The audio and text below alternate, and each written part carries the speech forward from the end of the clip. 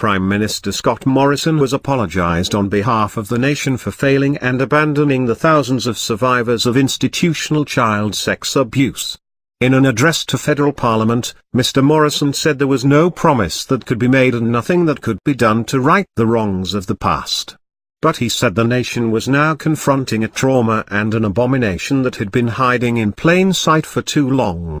Today, as a nation, we confront our failure to listen, to believe, and to provide justice, he said as hundreds of people watched on from Parliament's public galleries and Great Hall. To the children we failed, sorry.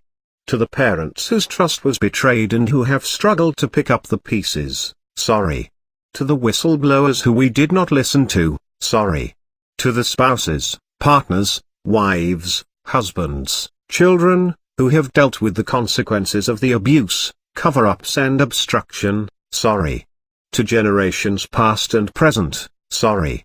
Mr. Morrison acknowledged the silenced voices and never heard pleas of tortured souls who were bewildered by indifference to the unthinkable theft of their innocence. I simply say, I believe you, we believe you, your country believes you, he said. Mr. Morrison and opposition leader Bill Shorten both agreed to cancel today's question time in the House of Representatives out of respect for those affected by abuse. Mr. Shorten opened his apology by quoting testimony from the Royal Commission. We were treated as slaves, beaten and abused, used for their perverted desires, no love or kindness, no safety or warmth, always hungry and always frightened, he said. Mr. Shorten acknowledged Australia had come too late to the apology and that there were wrongs that cannot be made right. But know that today Australia says sorry. Australia says we believe you, he said.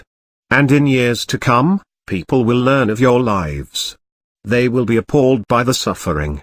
They will be shocked by the cruelty. Former Prime Minister Julia Gillard, who established the Royal Commission in 2013, was in the chamber to witness the apology. After the formalities, Ms. Gillard received a standing ovation and rapturous applause in the Great Hall. There were emotional scenes as the two leaders spoke and occasional heckling from the crowd.